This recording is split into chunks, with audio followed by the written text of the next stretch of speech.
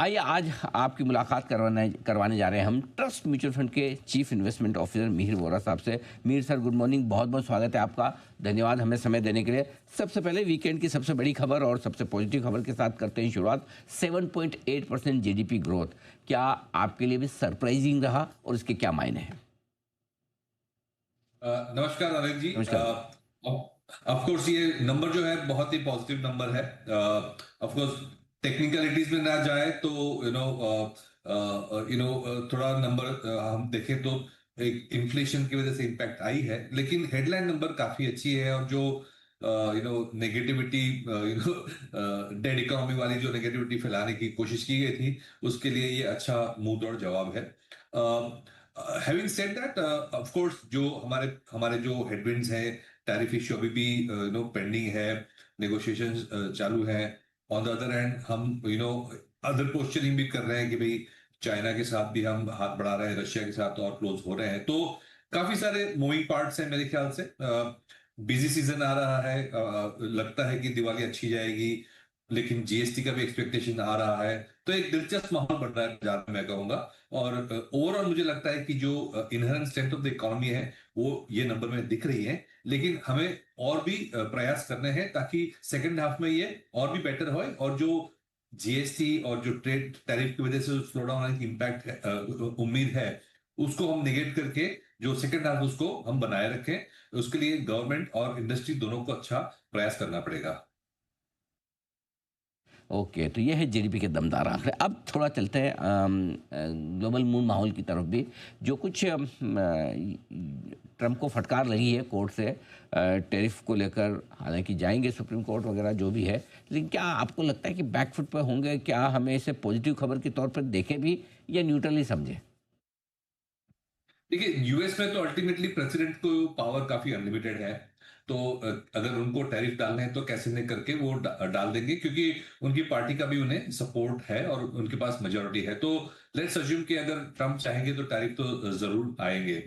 उसके लिए जो हमारे कंट्रोल में है वो हमें करना चाहिए, इंडस्ट्री को सपोर्ट करना चाहिए, जरूरत पड़े तो सब्सिडीज दें, बाकी कंट्रीज में एक्सपोर्ट एक्सप्लोर करें, एफटीए और बढ़ाएं बाकी सब कंट्रीज के साथ। यूरोप में अच्छा काम हो रहा है हमारा, यूके में अच्छा काम हो रहा है, चाइना के साथ भी हम बातचीट कर रहे हैं। तो मेरे ख्याल से हमारे कंट्रोल में जो फैक्टर्स हैं वो तो हम कर रहे हैं, और भी अच्छी तरीके से करना चाहिए। मैं कहूंगा ये अब जो मॉडर्न इकोनॉमी है, मॉडर्न ग्लोबल सिचुएशन है, उसमें सिर्फ फिजिकल वॉर्स फाइट नहीं की जाती, इकोनॉमिक और अदर वॉर्स भी। और मैं कहूंगा कि information technology war, cyber war या इकोनॉमिक वॉर, ट्रेड वॉर, ये भी बहुत इंपॉर्टेंट हो गई है। बिकॉज बहुत ही अभी क्लियर हो रहा है कि जिसकी लाठी उसका भैंस। और अगर हमें लॉन्ग टर्म के लिए इकोनॉमी को सपोर्ट करना है तो हमारे पास आत्मनिर्भरता के अलावा कोई उपाय नहीं है, चाहे वो सेमीकंडक्टर में हो, हाईटेक में हो, बायोटेक में हो, डिफेंस में हो। हमें आत्मनिर्भर बनना ही चाहिए। और मैं कहूंगा ये एक लॉन्ग टर्म पॉजिटिव ये हुआ ये घटना का, कि हमें पता चल गया है कि हमारे लॉन्ग टर्म क्या कहेंगे वेल विशर्स कौन है और हमारे जो रियल फ्रेंड्स कौन है वो पता चला है। और ये भी मुझे लगता है एक अच्छा झटका मिला है हमें कि भाई इट्स अवेकनिंग सो टू से। और मुझे लगता है कि न सिर्फ हम डिफेंस के लिए वॉर प्रिपरेशंस कर रहे हैं, वो तो अच्छी चल रही है। हमने जैसे रिसेंट इंसिडेंट में देखा कि बहुत सुपीरियरिटी हमने हासिल की है डिफेंस में। मुझे लगता है अब वॉर फुटिंग में हम ऑलरेडी ये मोड मिशन मोड में आ गए हैं कि हम इकोनॉमिक सुपर पावर भी कैसे बने। तो मुझे लगता है ये एक स्ट्रक्चरल पॉजिटिव इसमें से बहुत अच्छा निकल सकता है। का जो व्यू है टैरिफ को लेकर। अब आइए भारत की तरफ फिर से लौटते हैं। इतनी बिकवाली जो जोरदार चल रही है एफआईज की, नो डाउट आप और आप जैसे घरेलू म्यूचुअल फंड दमदार खरीदारी के साथ मुकाबला भी कर रहे हैं। कोई खास वजह आपको दिखती है बिकवाली की, क्यों इतना बेच रहे हैं एफआईज? देखिए, एक तो ओवरऑल जो यूएस की जीडीपी है वो तो अच्छा ग्रोथ दिखा रही है, खास करके उनकी जो टेक कंपनीज, सात आठ जो टेक कंपनीज हैं वो बहुत अच्छे रिजल्ट दिखा रही है। उनके वैल्यूएशंस भी वैसे देखे तो अर्निंग्स को सपोर्ट है उनका। तो वो पैसा तो वहां जा ही रहा है। प्लस जितनी जो नेगेटिविटी फैला रखी है जो टैरिफ के मामले में करके, उसकी वजह से मुझे लगता है थोड़ा एक पॉज आ गया है एफआई फ्लोज में। Currency is also an factor. हमने देखा है रुपी पिछले कई हफ्तों में थोड़ी वीक हुई है, तो उससे भी एक ब्रेक लग सकती है। लेकिन वंस ये सब इश्यूज निकल आते हैं तो अल्टीमेटली तो ग्रोथ पे डिपेंड करती है। तो हमने देखा है कि अगर हम 10, 15, 25 साल का परफॉर्मेंस देखें इंडिया का, इवन इन डॉलर टर्म्स, तो इंडिया ने यूएस जो S&P 500 है उसके बराबर या तो बेटर रिटर्न्स दिए हैं। The only market which has given better returns, only index which has given better returns for India than India in dollar terms is the Nasdaq. तो हम अगर ब्रॉड बेस्ड इकोनॉमिक इंडाइसिस की देखें तो India ने long term में अच्छा perform किया है। और जैसे हमने डिस्कस किया कि जो शॉर्ट टर्म में भी हमारा जो जीडीपी नंबर है वो अभी भी जो इंडिया की पोजीशन है fastest growing large economy in the world उसको रीइंफोर्स करती है। तो मेरे ख्याल से ये टैरिफ की जो बात है वो ठीक है, आज नहीं तो कल उसका सॉल्यूशन आ जाएगा।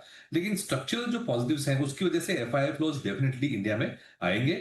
करेंसी जैसे ही स्टेबल होती है, टैरिफ सिचुएशन जैसे ही क्लियर होती है, मेरे ख्याल से दे विल कम बैक।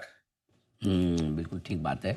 ये इंटरेस्टिंग चीज़ आपको दिख रही है। अब आइए, निवेश के मौके कहाँ हैं, क्योंकि बाजार दो तरह से बटा हुआ है। एक तो ये कि जहाँ जहाँ जीएसटी का फ़ायदा होना है वो सेक्टर तो बड़े गर्म हैं, दूसरी ओर सस्ते वो हैं जिनको टैरिफ की वजह से थोड़ी सी चिंता है। ऐसे में क्या खरीदें, थोड़ा महंगा और कॉन्फिडेंस वाला, या कम कॉन्फिडेंस लेकिन सस्ते शेयर? आपकी क्या राय? हमारी जो प्रेफरेंस टिपिकली रहती है ग्रोथ पे रहती है और विजिबल ग्रोथ पे ज्यादा प्रेफरेंस रहती है। वैल्यू बाइंग हम इतना नहीं करते जस्ट बिकॉज कोई स्टॉक सस्ता हो गया है वो हम ले लें, वो टिपिकली हमारी स्टाइल में नहीं है। लेकिन हाँ, अगर कोई वजह से सस्ता हुआ है और वो वजह हमें लगता है कि रिवर्स होगी तो डेफिनेटली उसको देख सकते हैं। तो काफी सारे स्टॉक जैसे आपने कहा कि टेक्सटाइल्स है या कोई एक्सपोर्टर है वगैरह, वो अगर टैरिफ्स की वजह से बहुत ही ज्यादा प्राइस उसका करेक्शन होता है तो हम उसको डेफिनेटली देख सकते हैं। लेकिन एज ऑफ नाउ ऐसी कोई पैनिक नहीं आई है बाजार में। अच्छी बात है कि कोई स्टॉक जो एक्सपोर्टर है वो 30-50% गिर गया, ऐसी ऐसी तो कोई पैनिक आई नहीं है बाजार में।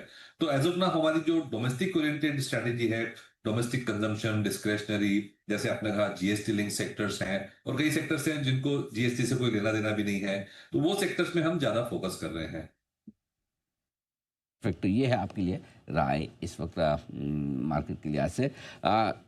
थोड़ा और इंतजार करना ठीक है, या पैसा लगाने का सही समय आ चुका है? देखिए, 0-1 वाला डिसीजन नहीं है ये। ऐसा नहीं कि बिल्कुल ही ना करे, ऐसा नहीं कि सब कुछ आज ही डाल दे। एक स्टैगर्ड वे में स्टॉक पिकिंग करके इन्वेस्टमेंट स्ट्रेटजी बनानी चाहिए, क्योंकि ओवरऑल अगर हम देखें जो इंडाइसिस हैं उनकी अर्निंग्स जो है वो थोड़ी कम हुई है। और जैसे हम FY 26 और FY 27 की एस्टिमेट्स देखें तो 2 से 4% की कटौती आई है पिछले कई महीनों में because of all these global factors. तो वो नजर में रखते हुए मेरे ख्याल से जो एक्सट्रीम बुलिश वाली सिचुएशन नहीं है लेकिन एक्सट्रीम पेसिमिज्म वाली भी सिचुएशन नहीं है। तो हम बेसिकली स्टॉक बाय स्टॉक देख रहे हैं, जो लॉन्ग टर्म सस्टेनेबल ग्रोथ है उसको देख रहे हैं और उस तरह से हम पोर्टफोलियो बना रहे हैं। मेरे ख्याल से इन्वेस्टर्स को भी यही करना चाहिए। परफेक्ट।